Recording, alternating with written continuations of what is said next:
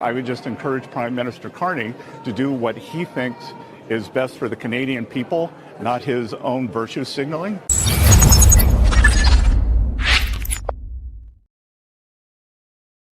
And this was U.S. Treasury Secretary Scott Bessent ripping into Mark Carney once again. But this time it got personal. But you know what? I agree with him. My name is Nico Lagan, and I'm too conservative for the conservatives. My co-host, Rob Ambrose, not woke enough for the liberals. We are the political orphans. As you can see, my co-host is not here. He's having some microphone issues. Just texted me. So you are stuck with me for the full hour. But luckily for you, we do have a guest coming in at 7:30. We'll keep that a surprise, but we will talk about it later. But let's get to the most trending topic of the day, the comments of U.S. Secretary Scott Bessent. He is not letting that one go, but I actually have a solution. There is something that we could do to fix the problem and see who the liar is. But before we address the solution, let's talk about what Scott Bessent said today to Mark Carney, and it really got personal. So listen to this. You've got a bit of a rift there lately, and there's different accounts between you and Prime Minister Mark Carney about that call this week, post-Davos with President Trump. He says that he dug in and reinforced the message. You said that he walked it back. I was on the call.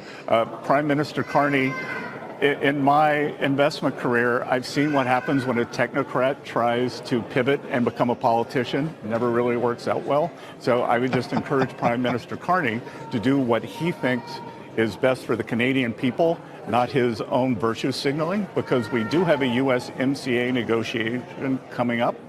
And he rose to power on an anti-American, anti-Trump message. And that's not a great place to be when you're negotiating with an economy that is multiple larger than you are and your biggest trading partner. In the end, I think we will end up in a good place. It may not be a straight line. Are you saying that they will face consequences in these trade negotiations, reopening the USMCA? I am saying that I would not pick a fight going into USMCA to score some cheap political points. Either you are working for your own political career or you're working for the Canadian people.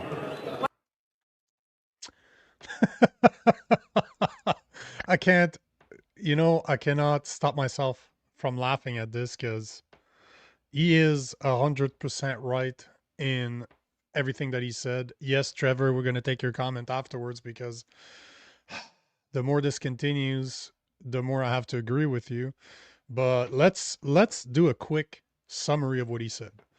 He basically told Carney to do what's best for Canada and not his own virtue signaling. Is there somebody out there with any type of common sense that can disagree with that?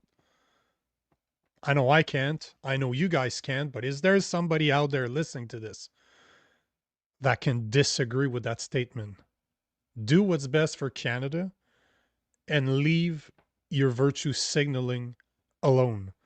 Then he said that Carney rose to power on an anti-Trump message. Again, can we disagree with that? Because he did. They have a whole movement called Elbows Up, which is meant to stand up to Trump. So absolutely right on that one too. Then he said that talking about the USMCA, that we will end up in a good place, but it's not going to be a straight line. So obviously Scott Bessent recognizes that the US does need Canada. Not the way that Canada needs the US, let's be honest here. But he does know that we need a deal. They definitely want a deal. So obviously we're going to have a deal, but it's not going to be too good for Canada, I got a feeling. But we'll see. I think July 1st, if I remember correctly, is when the negotiations are starting again. It's either June 1st or July 1st. Then he said that he shouldn't, talking about, and we're talking about Scott Bessent talking about Carney, he said that don't pick a fight going into USMCA. Again, Can you disagree with that? Do you? I was in business for a very long time. Like I worked for some of the biggest companies, the telecommunication companies in Canada and the US. And you know what? Sorry, the biggest telecommunication companies in Canada dealing with some of the biggest customers in the US and Canada. And you know what? You don't go into a negotiation trying to insult or insulting your biggest customer. You don't do that, because guess what? They're not going to do business with you. And that's exactly what we're seeing. And that's exactly what Scott Bessent is saying. Just don't go into a fight, or don't go into a negotiation trying to start a fight, because that's basically what he's doing. Then you should work for Canadians instead of your own political career. And as I saw in the comments, I couldn't agree with that more, because that is exactly what came up to mind when I saw that this morning. Is don't work for your political career or Brookfield, because we all know that he's working for Brookfield, and his own political career is to further the interests of Brookfield and the New World Order. Like, those are words that he uses. They're not just me using those words. Those are his own words. But as I was thinking about this today, there is a solution to this. We could fix this problem right now if they wanted to. If Mark Carney really wanted to prove that he never backed down from his comments in Davos, because that's where it started, right?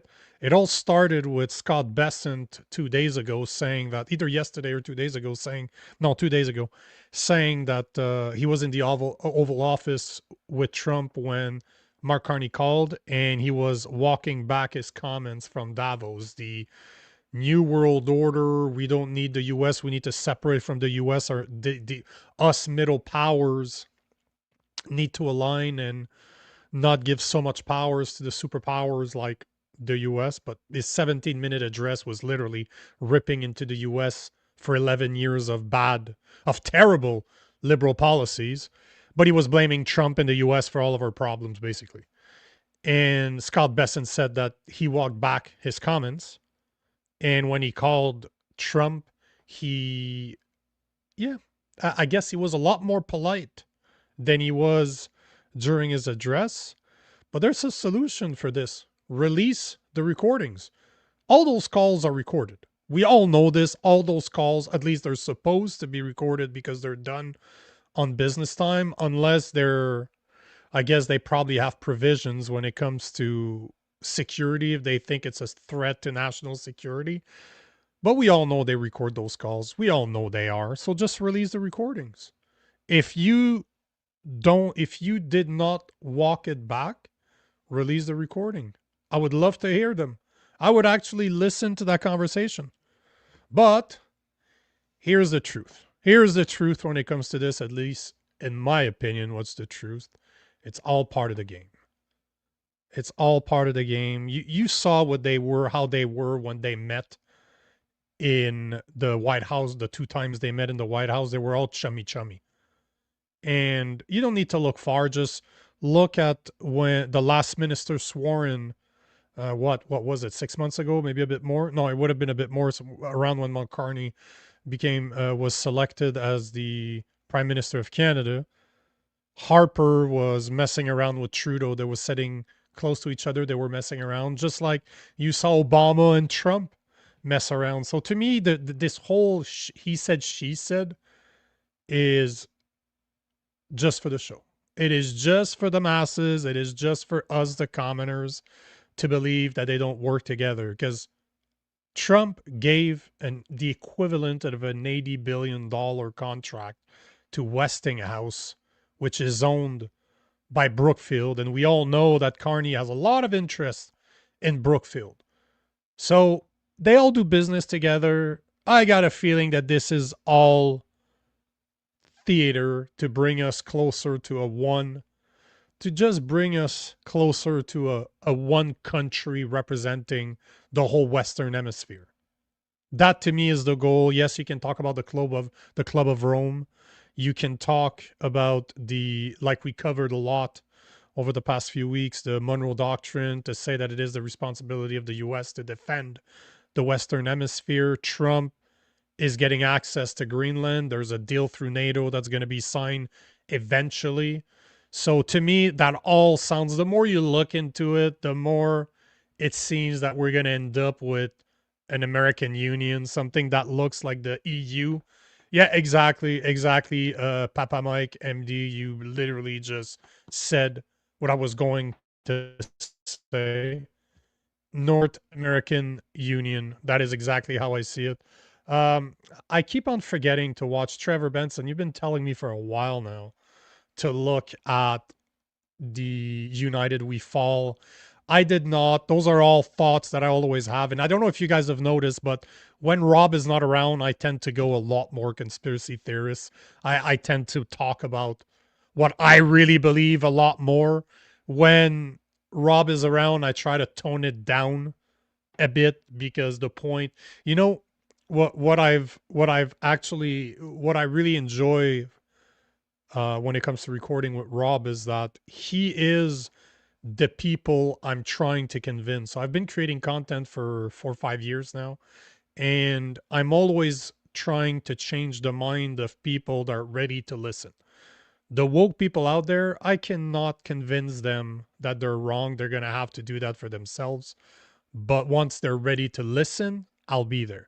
But Rob's the perfect example because he is not woke anymore, but he's ready to listen. And over the past year, we've recorded what? I think this is the 247th episode of the Political Orphans. And you can see that his opinion is changing. So when he's around, I try not to go too much down the conspiracy theorist rabbit hole. I try to keep it a little bit at a time. But man, it's very hard for me for anybody out there, is it that hard to believe that this is the intent? Question for you guys in the comment section. Question for the people that are not watching this live. Is it that hard to believe that the plan is to have a one world government? And obviously you can't align every single country overnight with one single banner. That's something that you're going to have to do over time. But wouldn't it make sense that one of the first steps would be to align North America all together? So to have Mexico, the US, Canada, and Greenland all part of the same country. Is that hard to believe? Not that hard, right? At least, what do you guys think? You tell me what you think, but to me, it all makes sense. Like, to me, it's been in the works for a very, very long time, but it takes time. And all we're seeing right now is just WWE for adults.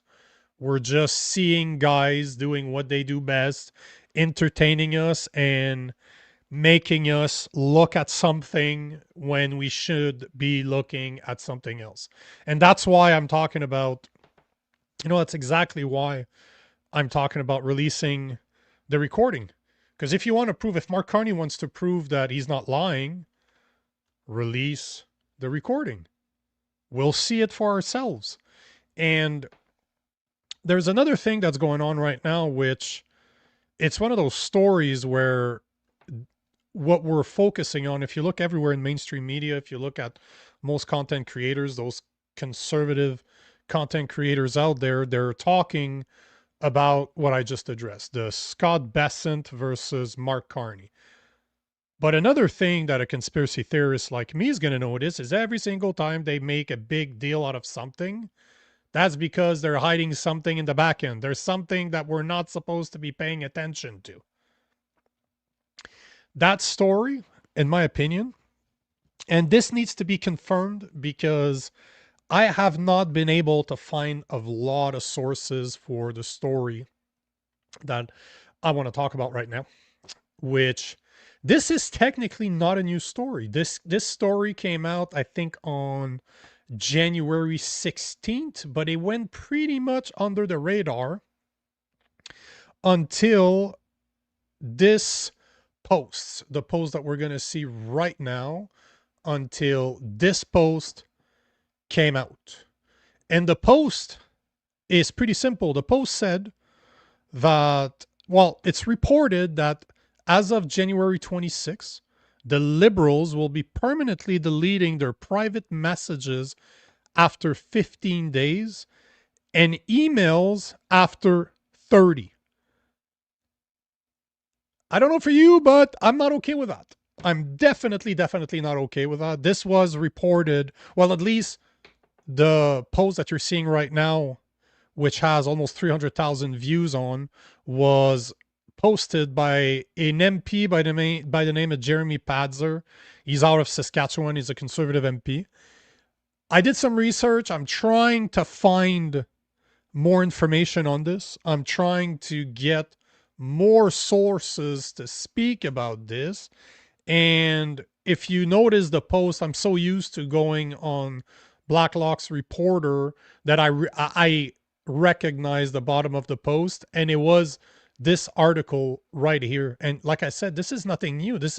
They posted about this on January 16th, so almost 2 weeks ago. And that's exactly what they were saying. Federal managers have issued new guidelines for concealing records effective January 26th, so that was 2 days ago, including permanent deletion of chat posts within 15 days.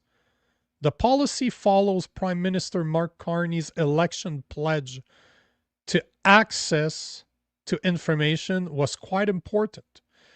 So this came on 2 days ago. Is it a coincidence that the comments from Scott Bessent were made on the 26th, 2 days ago? Is that a coincidence? Are they trying to hide something? Because that's a big deal. Like, that is a massive deal. And this is not something that is common. I come from the telecommunication world, and you know, a lot of our customers, and I used to answer the phone. I started my career picking up the phone for a small telco, a small internet company, where I would talk to mom and pops to help them fix their internet over the phone. And one of the things, all those calls were recorded. Not only were those calls recorded, and we're talking like 20 years ago, not only are those calls recorded, but they're saved. They're saved for a very long time. We're talking at least a year or two. Today, it's probably a lot more. They probably never get erased now.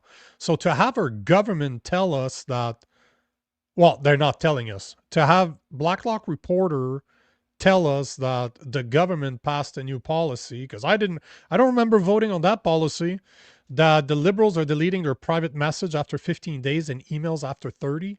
Obviously, they don't want to be held accountable.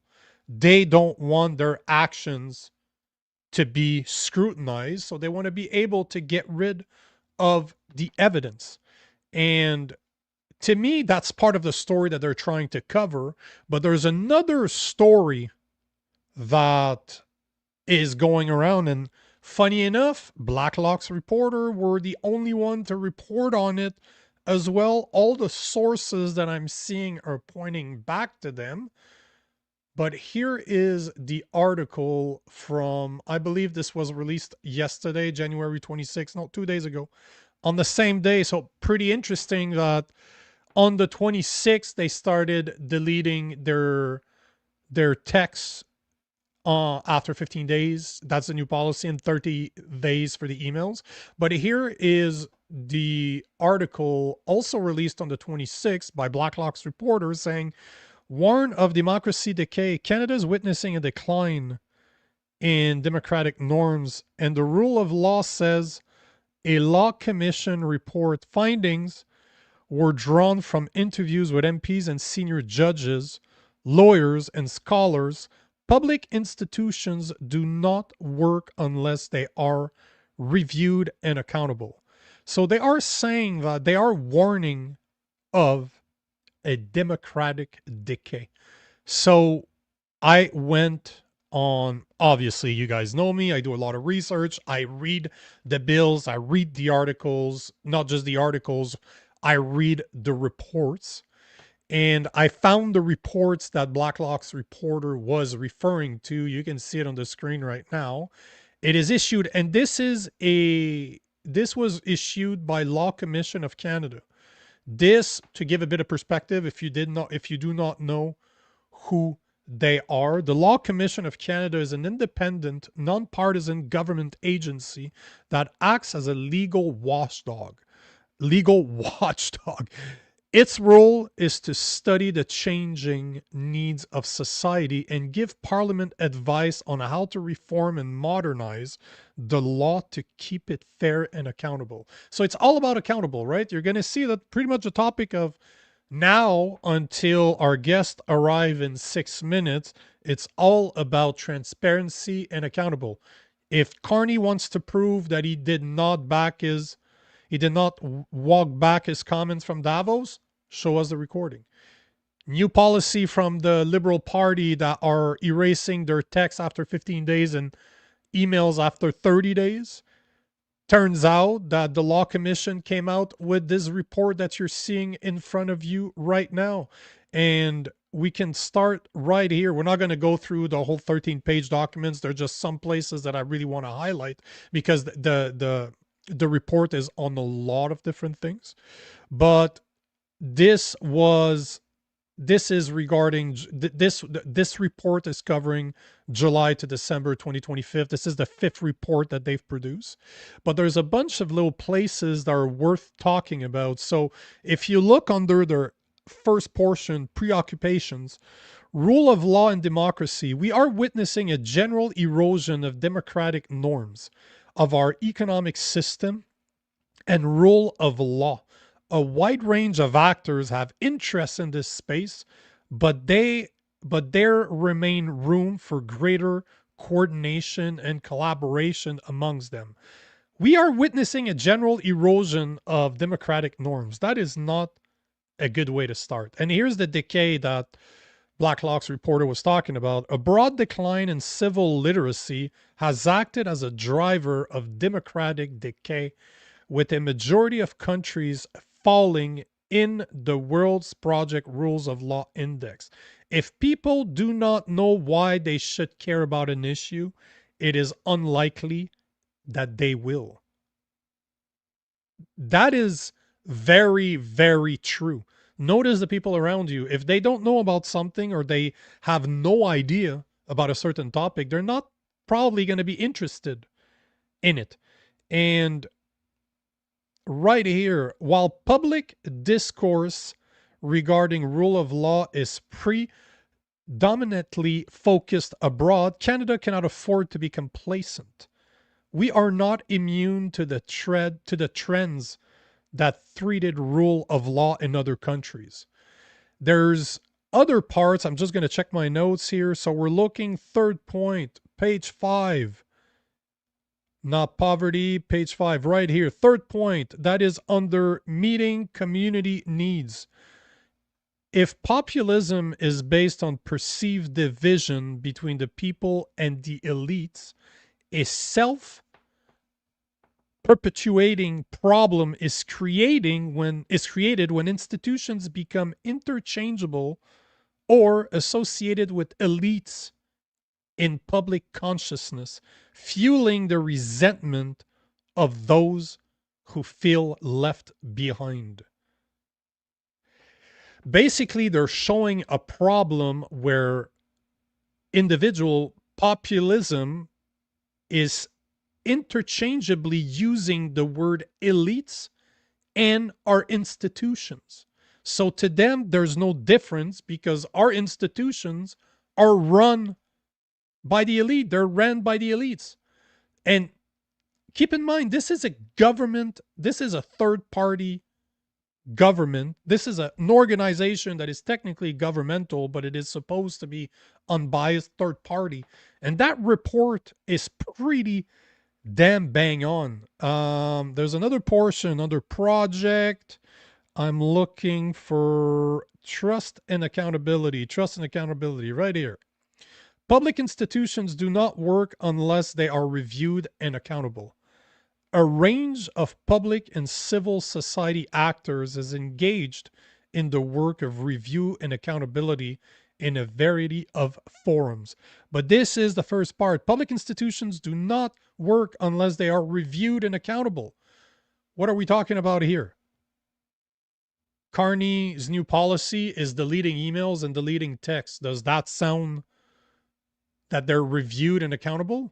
This whole report is bang on the whole way through, is absolutely bang on. And there was another part, I forgot to take notes of it, but it was talking about how individuals no longer trust regular media, which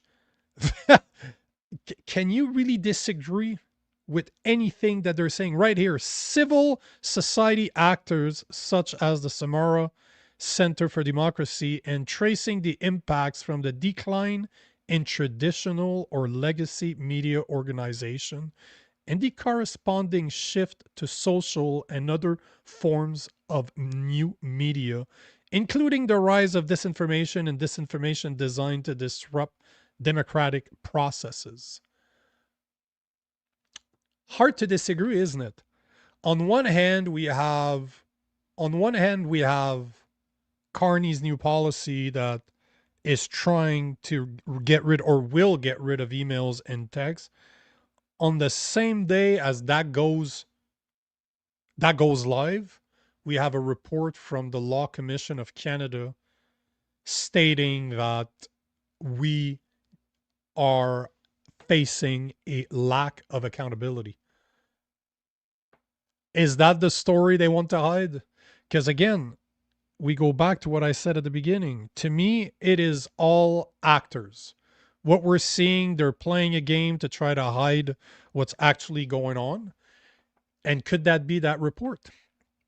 Good question, isn't it? I do believe that it is, but we do have our guest for today that is joining us. I love when people are on time. Rob, you're ready to go? Thumbs up. Awesome.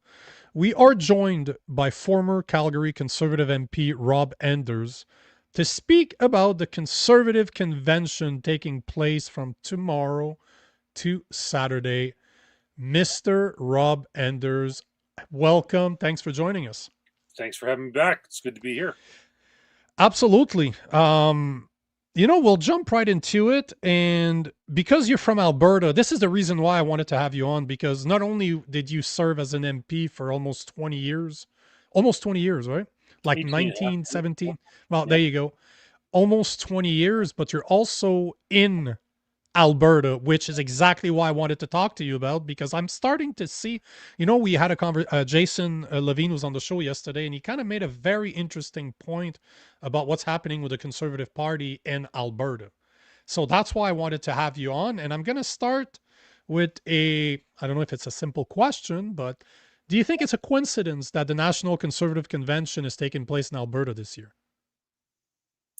No. I mean, I remember when I gave Pierre Poilievre his first job politically, which was working at the phone bank of the Reform Party when he was 14. So this is his home. His mother lives here. I bump into her at, political functions and what have you. He went out to take out David Pratt as the sitting Minister of National Defense, many years later type of thing. But this is where he got his start. Calgary is kind of, when you think about it, if you consider Pierre Poilievre a product of Calgary, and Stephen Harper, though he was from Etobicoke originally, and then Stockwell Day and Preston Manning, you've had at least a prime minister / leader of the opposition, 4 leaders of the opposition, in the last 20 years, in the last generation, that have kind of come out of here. So Quebec, Montreal is a hotbed of politics. And so you have a lot of prime ministers and premiers and whatever that gravitate out of there. I would say that Calgary and Alberta are like that in Western Canada. So if you want to represent the West or hold that base, it's here. And so it makes sense that the party would have its conventions out here because, after Toronto, Calgary clears the second largest amount of corporate paper in the country for financing private sector ventures. So it kind of makes sense. The reason I'm asking is because obviously the Alberta independence movement is definitely gaining traction. Like, it is massive. We try to cover it every time that there's something that should be spoken about, because we know that the mainstream media is not going to give it not going to make it justice. It's not going to report on what's actually going on. And luckily enough, I know quite a few guys like Jason Levine that's on the street, that they get to speak to those people all the time, and they give a lot of speeches walking around. And the reason I was bringing that up is because we haven't seen, and correct me if I'm wrong here, but from what I could find, we haven't seen a convention, a national convention since 2023. Like, it's the first one in 3 years. And they're in Calgary right now at the same time as the independence movement in Alberta is gaining a lot of traction. So do you think this is on purpose? Because if I see the Alberta independence movement as a death sentence for the Conservative Party. If that goes through, if 2027, you guys get your referendum and you're able to vote yourself out of Canada, we will never elect another Conservative Party in Canada. Not without Alberta. Yeah, I think that's true because, like I said, Calgary is the epicenter of the oil patch, and Alberta has more pipelines than the rest of the country put together. And we're kind of a rising star economically type of thing. So when you look at the number of seats, Alberta's number of seats continues to go up and up, and it is the bedrock of the Conservative Party, both in terms of memberships and donations, etc. The leaders' dinners that happen here, the big barbecues, etc., the stampede. So if Alberta is to vote to leave, then it makes it very hard for the Conservatives to get the 50% plus one of the seats in the House of Commons to form a majority government. I have my own thoughts over what I think a nuanced position on this stuff is, and what I think we're aiming for. Do you want me to go into that? Oh, 100%. This is the reason I wanted to talk to you, is that we can address both. You can address the federalist portion. You can address the province side, because you're both, right? You serve the government on the federal level.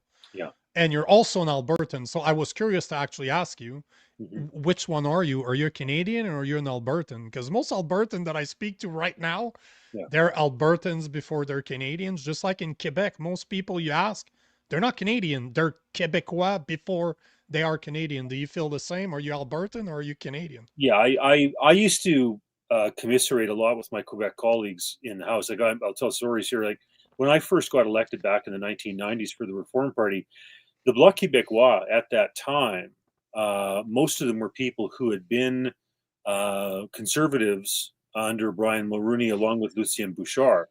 Gilles Duceppe had not taken over the party yet. He had not driven those people out and made it more left-wing. So Paul Crête and a lot of these guys, they were former Mulroney people. And my hallway in third floor of West Block was shared with these guys. I would bump into them at all sorts of things and talk on committee, etc. And one of the things they always used to say to me was, why the hell does Alberta put up with Ottawa? Like, Quebec, we do our own pensions, we do, our own corporate tax collection, etc. Like, what the hell's wrong with you guys? Why do you guys capitulate and keep on giving your money to Ottawa type of thing? And they were right. And for a lot of us in Alberta, we feel like with our transfer payments, etc., we've been subsidizing socialism in the rest of the country. And it's not just money out of our pocket, but it's actually detrimental to the rest of the country, because you have these various places that think, oh, well, it's okay to live on the dole or whatever, right? And Quebec. Well, but it's everywhere. Like, unfortunately, it's happened just about everywhere in the country. It's not just Quebec. But let me talk about the things that I think Quebec has done right, and that I think Alberta is going to piggyback on, and we should have done a long time ago. So one of them, for example, Quebec collects its own corporate taxes, right? Yeah. If Alberta did that, it would be to the tune of about $8 billion a year, right? So that's $8 billion that would stay here in Alberta rather than go to Ottawa and be redistributed, et cetera, whatever. Another issue is the pensions. Albertans contribute about $3 billion more per year into CPP and the pensions, old age security, et cetera, than we get back. So that's another $3 billion. Now you're talking $11 billion. If you talk employment insurance, because we have a younger demographic, we have a higher employment rate, a lower unemployment rate, et cetera, et cetera. Now you're talking hundreds of millions. You add that all together, let's say it's about $12 billion. So it's fairly significant. So those are things that we would like to do, and it makes sense if Quebec's already paved the way on these things that we go that way as well. Quebec has the case de depot. It's got its own thing going on in the Ontario Provincial Police, etc. Blah blah blah. Alberta had an Alberta Provincial Police Force from 1916 to 1932, because during the First World War there had been the Northwest Mounted Police, but then the federal government wanted to focus on the war effort, and so left that to the provinces. And then when the Great Depression came along, 32, took it back. But we had a very successful police force from 1916 to 1932. It was actually more successful than the Northwest Mounted Police had been. 85% patchover rate for cops that decided to go from the Northwest Mounted Police to the Alberta Provincial Police. So that's something we're seriously pursuing, or I should be anyhow. That contract could be ended any March 31st type of thing, and takes effect 2 years later.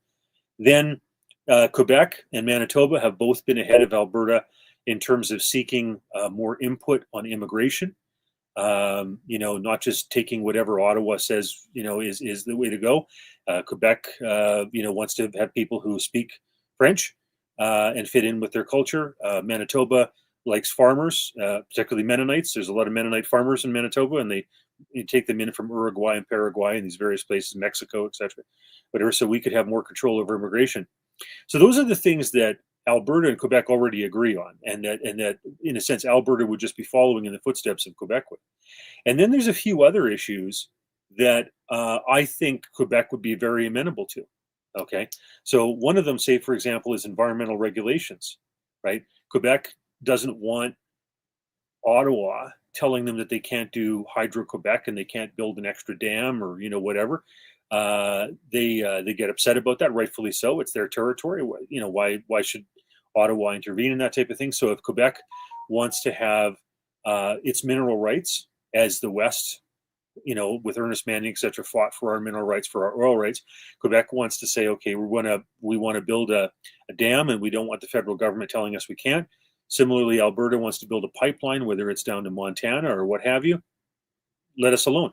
I would even go so far as to say if Quebec makes a private arrangement with Newfoundland, Labrador, or New Brunswick, or Ontario, and both those provinces, or a series of those provinces, are okay with it, tell Ottawa to stay the hell out of it, right? And Alberta would be the same way. Say, if we had a deal with Saskatchewan and Manitoba, to go up to James Bay or Churchill or whatever for getting out natural gas, or to go through British Columbia or Yukon and Northwest Territories, we're same deal. Leave Ottawa out of it, right? If we can get agreement between these other territories, provincial territories, to do it, then Ottawa can do something else, focus on something else. Another issue is judges. We have a number of judges in the province of Alberta that are selected by the federal government to operate here in Alberta. I think Quebec would be very amenable to saying that they would get more control over selecting their judges in Quebec that are adjudicating on federal law, etc., whatever. And I think Alberta would agree. There would be a lot of symbiosis on that. I think if Alberta and Quebec agree that we want to have more power to select our judges, federal judges in our provinces, I think if Alberta and Quebec see eye to eye on that, I think Ontario, who sees itself as kind of the center, the glue, the parent, the whatever of Confederation, would say, well, if it's something that makes Quebec and Alberta happy, and it keeps Alberta and Quebec here, whatever, within the Confederation, let's do it. So I think that's also another one. Also, in terms of firearms, when you drive your motor vehicle, motor vehicles are licensed and dealt with by the province in the British North America Act, or the Canadian Constitution Act as it is now. That's something that's private property. And so in Quebec or Alberta, whatever you're dealing with in terms of your car and licensing, that's done by the province. Well, that was the same way with guns, firearms. So if you go back to, say, around World War I, when provinces were just starting to get into the idea of licensing handguns because they were worried about the Winnipeg General Strike in 1919 and the communist Tim Buck threat in the 1930s and all this type of stuff. The provinces, some of the provinces anyhow, Alberta didn't, but certainly British Columbia, Manitoba, Ontario. I'm not sure about Quebec, but somebody there would know the situation there better than I. But they issued their own gun licenses. It was considered a provincial jurisdiction. But somehow we allowed the federal government to intrude on these things. It's federal, by the way. I'm a gun owner in Quebec. It's federal still. Yeah. Well, but see, that's the thing is that it used to be the British. Oh, that's what you're saying. The Constitution, right? The Constitution actually has it as a provincial authority. It's not a federal authority in the Constitution; it's a provincial authority. Like the feds have control over criminal code stuff, which is interesting in the case of Quebec because of the Napoleonic Code, right? So once again, doing something a little bit differently. And then, but in terms of the licensing of guns, that was something that belonged in the purview of the provinces and was so historically and is so constitutionally. So that's something that if Quebec and Alberta agree on and say, we want to do our own thing on guns. Now, I think it's fair to say that in Quebec, you probably have a few more people in the gun grabber column than what we do in Alberta. Well, there's a registry on the Quebec side, right? There is a provincial gun registry in Quebec that you were supposed to register your firearms a few years back. That being said, most of the gun grabbers from the Polytechnique are from Quebec, obviously. But to go back to the question I asked you, because correct me if I'm wrong, but it sounds to me that you're from Alberta, but you want Alberta to stay within Canada. Is that what I'm hearing from what you're saying? Here's what I want to do. I want Alberta to have all the things that Quebec has in terms of its own sovereignty, maître chez nous, master in your own house, et cetera, right? I want all that. And then I want some other things, right? Whether it comes to environmental regulations on pipelines, selection of judges, firearms policy. I want that to be more provincial, more Alberta than it is Ottawa. And I frankly think there's a lot of people in Quebec that would agree with that. So I think that now that's my headspace. That's where I want to see this go. And if the federal government, if Carney, whoever, says no, we don't like that. In other words, Alberta can't have the things that Quebec has, or the federal government isn't going to allow Alberta and Quebec to have these other three issues in terms of environmental stuff, judges, and firearms policy. Well, then at that stage, you say, well, you know what? That's too bad. This has been a workable relationship for a few hundred years, type of thing. 100 years in our case, longer in Quebec's case. And you say, but you know what? It's not working for us. So let's rejig this. And at that stage, do you go your own way? Do you reconfederate and say we're setting this up on a different set of rules? Do you look at the American Constitution and say, okay, are there things that could be tweaked, right? Like when Thomas Jefferson wrote the Declaration of Independence and also the Ecumenical Constitution for the state of Virginia, which later turned into the U.S. Constitution. He got a lot of things right. But if you do it again 250 years later, you might say, well, rather than say we believe in the pursuit of happiness, we believe in the pursuit of private property. Or maybe you might say no government can tax more than 10%. It's what Rome imposed as the heaviest tax on Carthage in ancient times, and it's what the Bible recognizes as 10% is good enough for God, as tithing, it's good enough for government. So there's various things that you could do to tweak it and say, let's take these things that have been around for a couple hundred years, and we now have seen them in operation for a while. How do we make that even better? So I see it as a real opportunity. So basically, that's one of the things that Jason was talking about, because obviously he's for Alberta independence. I think Alberta should be independent too. I understand why they would want to. Obviously, it's a lot better for Canada if they don't, but I understand why they would. And one of the things he was saying yesterday is that if you look at the signatures that they're collecting, you guys only need like 177,000, give or take, in order to be able to move forward with a referendum to actually ask the question. But Jason was saying that the real goal is like 1 million, to make it such an impact, to say you can't deny us. You can't say that this is not happening. You can't say that there's an appetite for this in Alberta. And he also mentioned that if it does get to 1 million, that could make happen what you're talking about there.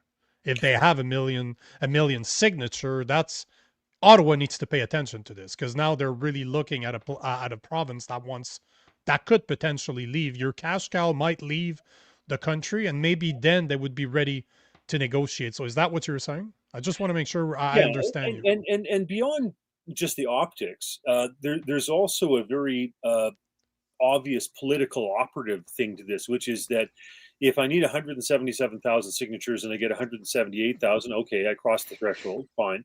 However, but then comes the referendum, and if you want to win the referendum, well, then you have to get 50% plus one. So then don't just shoot for 178,000, shoot for 1 million, because that way you already have an established voter identification list, in a sense, that you can go to later, and you can say, hey, you supported us before, here's the reasons you did, et cetera, whatever. Red Rover, we're calling you over, vote for us, etc. So it's like a form of voter identification, right? You're building up your list, your voter ID, heading into that campaign. So it satisfies not only an optics thing and a momentum thing, but also a very tangible, practical voter identification and get out the vote strategy.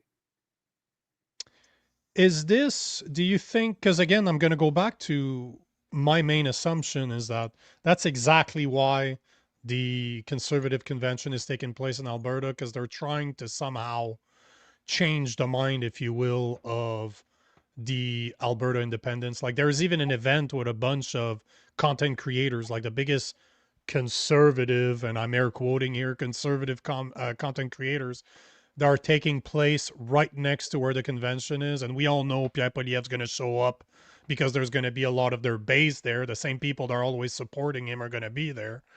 And this, to me, it's all that's happening right now. They're trying to, I don't know if crush is the proper term, but kind of help die down the independence movement that's going on in Alberta, because a conservative knows it's a death sentence. And at the end of the day, in my opinion, the reason Alberta's so frustrated is that we haven't had a real conservative government in a very long time, even a real conservative party for a very long time.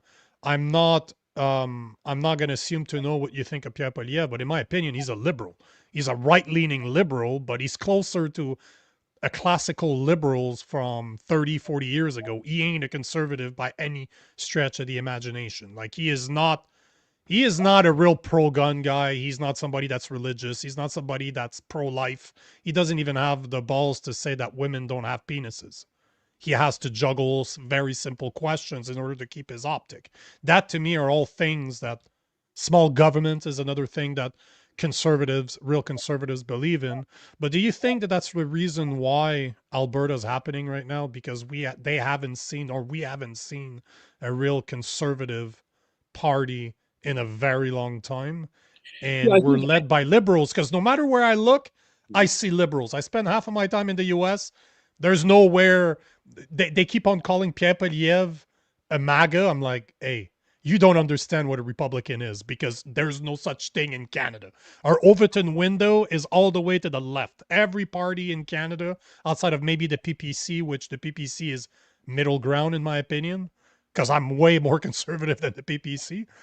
But is that the reason why Alberta independence is even a movement right now? Because we don't have real conservatives in Canada anymore.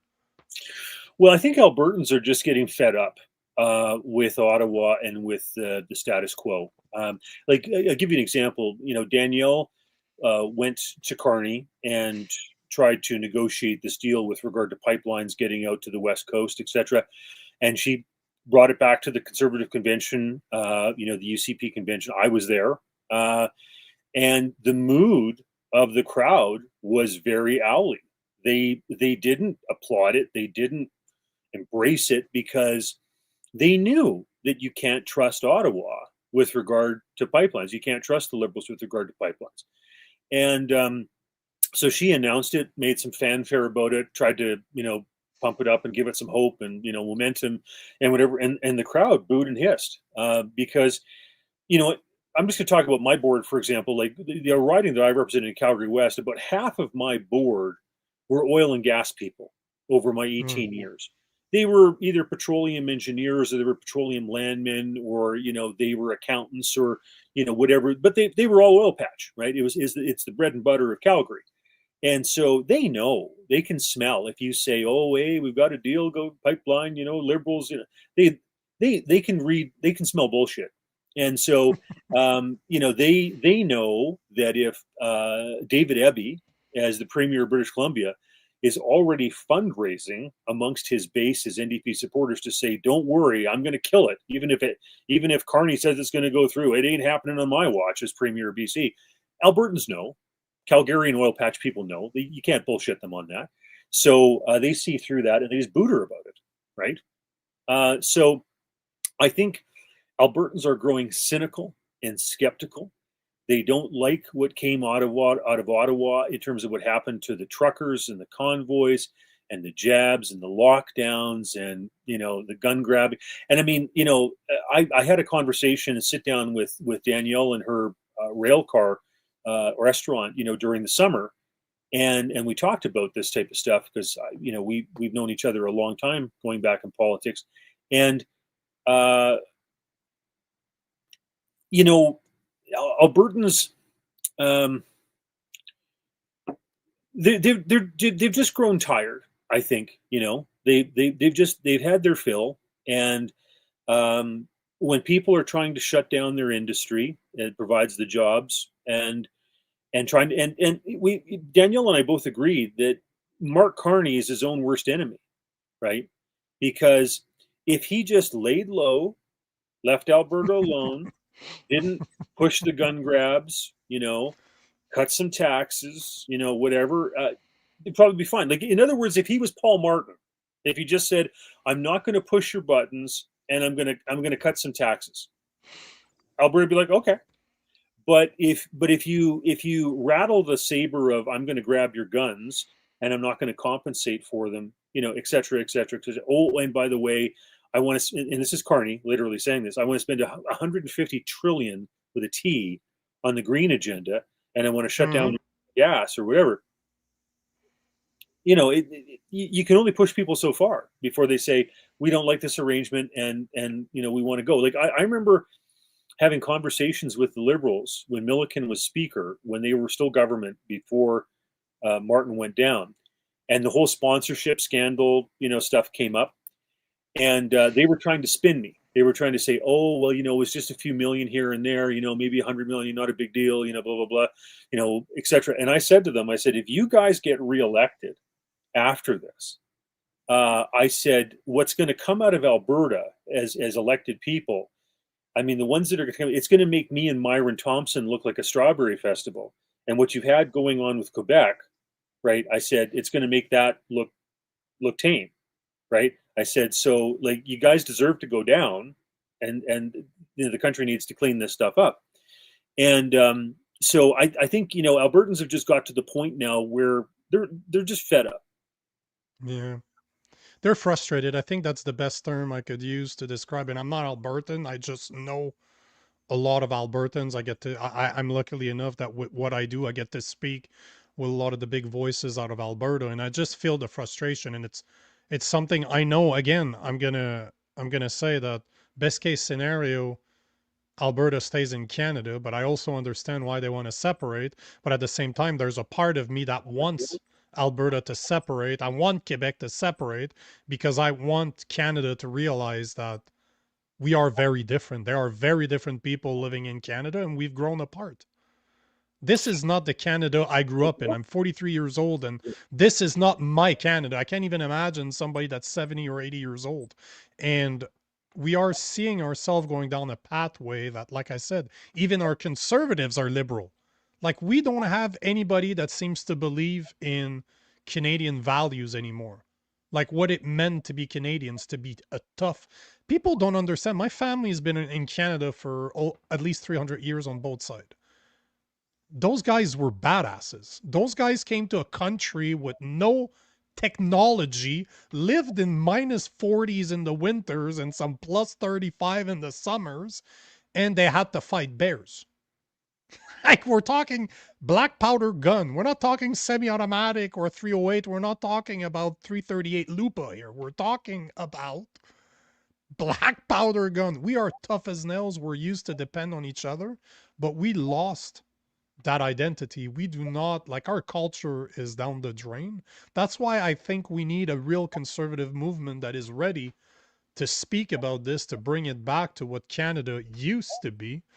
I want to believe that it's still possible, but with the amount of mass immigration that we're seeing in Canada, and considering that most of the kids that are, like, a lot of the kids that are being born right now, I don't have the statistics in front of me, but a vast majority of them are not, they're born from parents that are not, that weren't from Canada. So they're not Canadians, in my opinion. Why is it so hard for conservatives to understand that? And I'm talking conservatives with a big C, because in my opinion, they're shooting themselves in the foot. Like, a guy like Pierre Poilievre does not speak about this. He doesn't speak about the problems that are really frustrating people in Alberta. But that's not just in Alberta. There's a lot of people that thinks like Alberta in Quebec, like me, for example, that's very frustrated. I left for almost 3 years, and when I came back last year, I did not recognize this country. I'm like, what the hell happened over the past 3 years? Because during COVID, I went to the woods. I had a house in the middle of nowhere, so I left my place in the city, got rid of it, moved there. So for 5 years, I did not see the real Canada because I'm not vaccinated, so I wasn't allowed to go anywhere.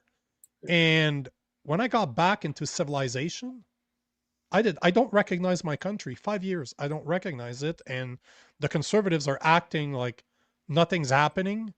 They're not talking about the real issues that conservatism is supposed to be about.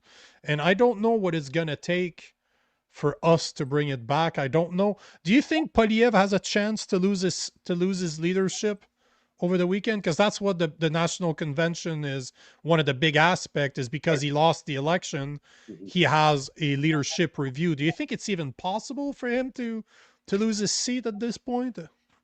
Well, there's a bunch of us who talk about this in the background type of thing. Sure. And how this goes down is as follows. There's always kind of a battle inside parties, just like the Liberals had the Chrétien Martin battles. The Conservatives traditionally had the, Joe Clark, Brian Mulroney, tiffs, etc. I was somebody who signed a petition amongst former members of Parliament to have Aaron O'Toole step aside because I felt that he was way down the path of political correctness and globalism or whatever with regard to lockdowns and masks and, etc. And so the people who supported Pierre Poilievre were less that way, and I think more populist, if I can call it that, more freedom oriented. The Reds inside the party, I think, would love to pull a shiv on Pierre. That's how this goes. But that being said, I don't think there's a clear contender. There's not a one name, a force that they can rally around per se. And for those people that feel that Pierre is not as right wing or conservative or whatever, like you've expressed, the thing that we say to those people is, okay, who's your guy? Who's the candidate? Who do you have? And there, once again, there doesn't appear to be a clear name that resonates to have people rally around like that. So, I guess the thing is the party could do a lot worse. I think that with Aaron O'Toole, he was less independently minded with regard to COVID, lockdowns, masks, etc., whatever. A lot of the questions that the party was asking in question period under Aaron O'Toole was, why aren't we getting the jabs and the vaccines fast enough? It's like, really? Anyhow. Yeah, I remember that. Yeah, we all do. So that was pretty sad. So I think Pierre will come out of this.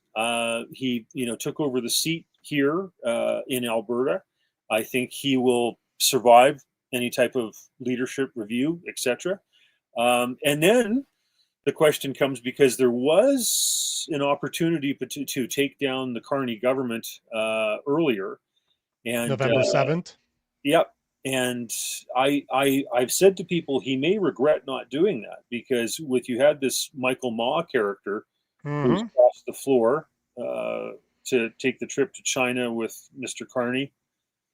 I'm sure the Communist Party of China was quite happy about all that, and felt they lost their man inside the Conservative caucus, and went to have them support their golden boy with Carney and Central Bank Digital Currency. But anyhow, lots of subversion and foreign interference that goes on in these things. But anyhow, so with that, as they inch closer to a majority, well, then all of a sudden you don't have the ability to take Carney down in the spring over a budget vote, and he could carry on for a few years. And I believe he is a globalist. I believe he's more of an environmentalist than he is a central banker per se. And he's, he's one of the brainchild, figures for central bank digital currency. And I don't think people fully understand just how controlling that will be. Imagine if every single government check and everything else that comes out is issued in a form of a digital currency, and that everything is trackable, et cetera.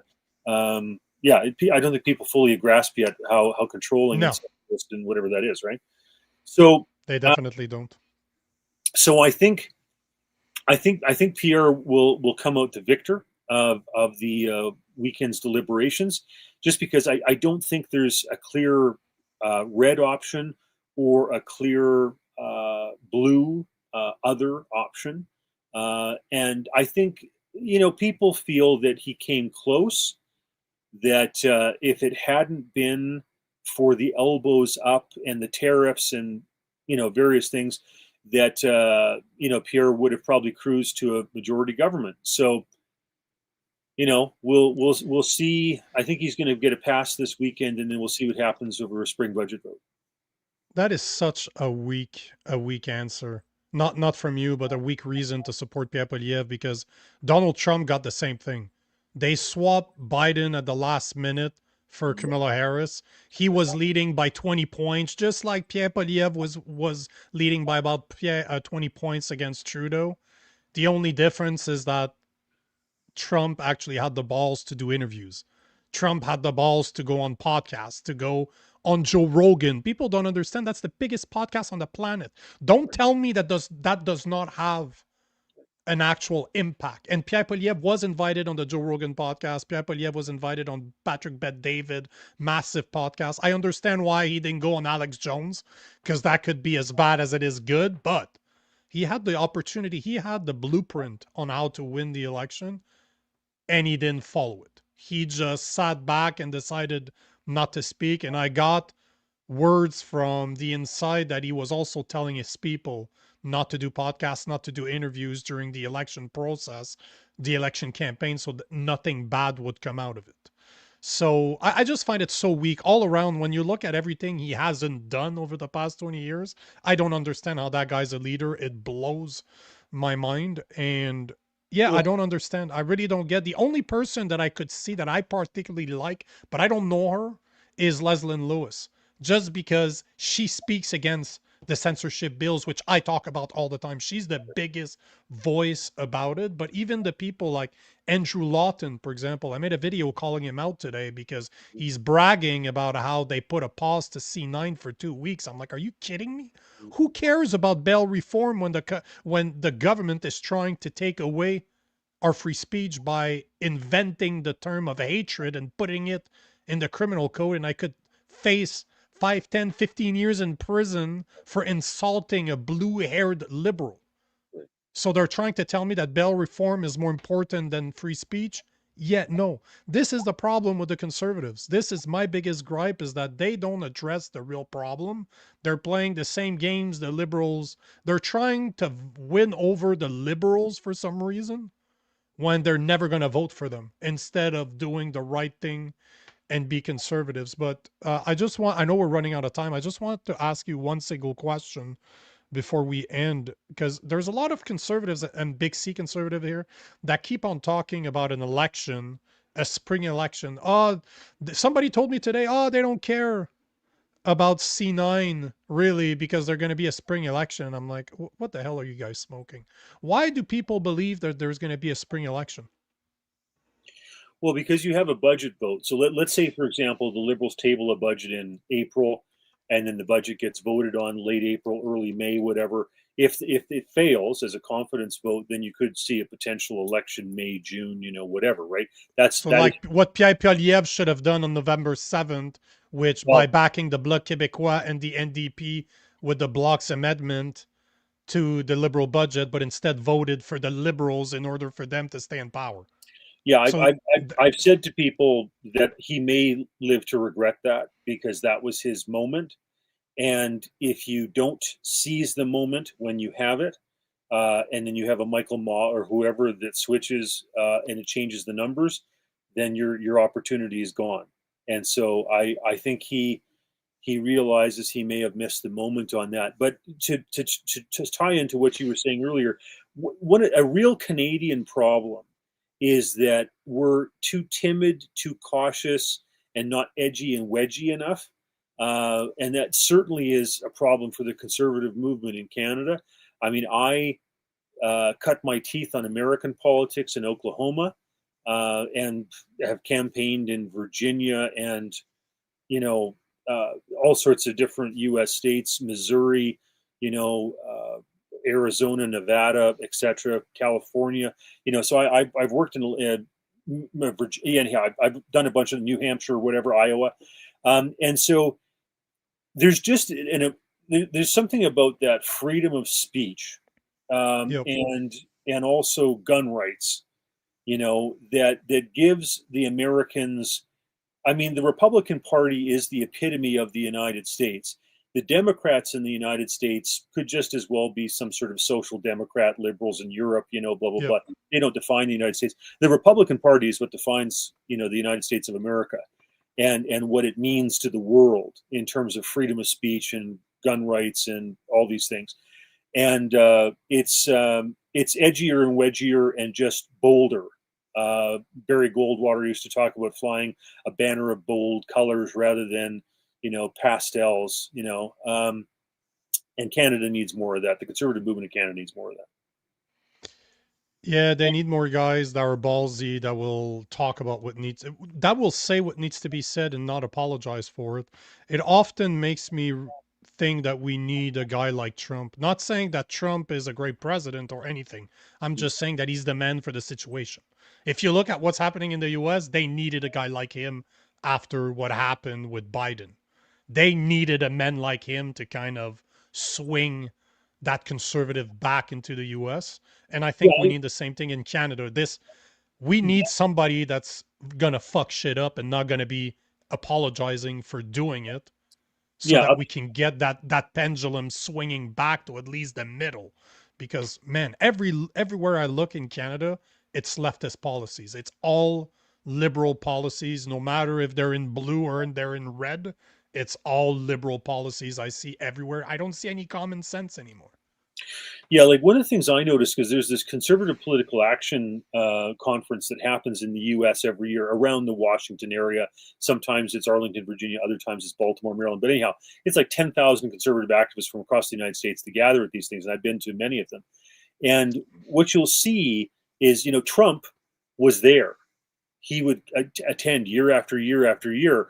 But, if he'd come after some of the various candidates that there were for president, it wouldn't have worked. But because Roger Stone, who was savvy about this, had him wait until after Obama, Biden, it was the perfect timing, because you had these people who were so left, so woke, so liberal, so politically correct, that the antidote to that was Donald Trump, right? Yeah, and my so point exactly. It was the perfect time.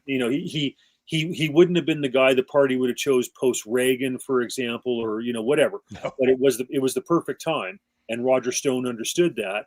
And Trump's a boat rocker. He's a guy who upsets the apple cart, and those are the guys that really make the big changes. I remember a story about Ronald Reagan when the air traffic controllers went on strike, and he fired them. And he brought in the U.S. Air Force to look after air traffic in the United States. And it was a ballsy move. And people in the Kremlin saw that and said a normal politician wouldn't have done that. A normal politician would have capitulated, would have given them a salary increase, would have met some of their demands, etc. And Reagan was basically, no, I'm going to fire your asses, and we're going to hire some other people in, and your job security's gone. Kiss it goodbye. And the Soviets paid attention to that. They said, hold on a second. This isn't your typical guy. If he says he means business, he means business. And, you know, like some of the business guys that I've seen in politics, like I used to sit down with Senator Braley in East Block cafeteria, and that guy had great ideas. He owned the Tiger Cats and the Argonauts, and he had great ideas with regard to how to downsize and get rid of the Federal Business Development Bank and all that type of stuff. Those are the types of guys who come in, upset apple carts, you know, etc., rock the boat, get her done. And that's Donald Trump. He's got a big checklist, and it's all about getting her done. No matter what people think, and that's what we need, and that's what I'm not seeing in Canada. I'm not seeing it anywhere. And yeah, it's unfortunate, but I think it's going to have to get worse before it gets better, before we actually see that person rise. And yeah, Rob, great conversation. Thank you for being here. Thank you for taking the time. I don't know if you're going to the convention over the weekend, but that's the plan. That's the plan. It's going to be, I hope Poilievre lose, but I don't see it happening. I don't see it. The question is to be replaced by who or what? And I just don't see Leslyn that. Lewis? Leslyn Lewis is the only person I could see replacing him. See, the thing about Leslyn is because she's a black woman, she can get away with saying things that otherwise, if I said them, for example, I'd be pilloried by the CBC. 100%. The friends of the CBC would, you know, be losing their minds if Rob Ambrose said some of the stuff, right? So that's the great thing about being a black woman in politics is, you know, you got a lot more leeway, right? Yeah. That's my point exactly. Plus, she's a good-looking woman. She's very well spoken. She knows how to get her point across. She's standing up to censorship bills the way, at least at a minimum, should be done. Mm-hmm. And I love the fact that she's a black woman because, again, the woke is going to hate her, but they can't. Right. They cannot go. Right. It's 100%. I absolutely love it. I remember when we had Stephen Fletcher inside our caucus, who, you know, was a quadriplegic in a wheelchair. And I said to Harper, I said, put him on the health file, right? He can do anything. He can do anything on the health file. And the Liberals can't say boo because this is a guy who's a quadriplegic in a wheelchair. He can say, like, what, you think I don't understand healthcare? Right? He could do anything. Yeah. And this is exactly how I see Leslyn Lewis too. So you read my mind. This is exactly what I like, the potential about her. Because I don't know if it's there or not, but the potential is at least a possibility. So Rob, I want to thank you for being here. Thank you for taking the time. And yeah, we'll definitely, I definitely want to have you back on. So we'll make sure it happens. But thanks again and enjoy the convention over the weekend. Sounds good. Thanks very much, eh? Have a good one. Absolutely. All right, bye. Guys, here we are. Another episode of the Political Orphans is done. Hopefully you enjoyed the conversation with Rob. It was the first time having him on the show, but I did get the chance to speak about him on one of our mashups. So yeah, I'm loving those conversations. I'm loving being able to dig into more, and it's always interesting to see somebody that's more politically correct than I am trying to explain to me what's wrong with the Conservative Party. So yeah, guys, as Glenn B2 is saying, spank that like button. I completely agree. I absolutely agree. So hopefully you enjoyed this conversation. You've enjoyed all the conversations we've been having lately, all the topics that we're talking about that you don't see anywhere else. So if you guys enjoy what we do, make sure to like, make sure to subscribe, make sure to share wherever possible. If you want to support the show, there is a QR code at the top left of your screen. You can choose to buy us a coffee. You can become a member on the YouTube channel. But at the end of the day, all I want, all Rob wants is for you guys to keep showing up, filling in that comment section, letting us know how you feel, and to have that civil discourse. I could see today people were arguing, and you know, I like to see arguments. I like to see people argue, because at the end of the day, if everybody's in agreement, it's a how do you call it? It's oh wow, I'm losing my words. it is an echo chamber. I don't want an echo chamber. I want people to be able to argue. So thank you again for being here. Thank you for the comments. Thank you for the likes. Make sure you share. And we will see you tomorrow, 7 p.m. Eastern Time. We do have another guest. We have two guests tomorrow at 7:30. And yeah, I'm gonna tell you tomorrow who they are, but they're gonna be they're coming here to talk about a new documentary that's being released called The Shot. It's not out yet, but it will be released soon. The trailer is, you can find it on the YouTube. The Shot, the person that produced it and the person that wrote it are going to be with us tomorrow, 7:30. So we will see you there. Until then, have a good night, guys. Until tomorrow.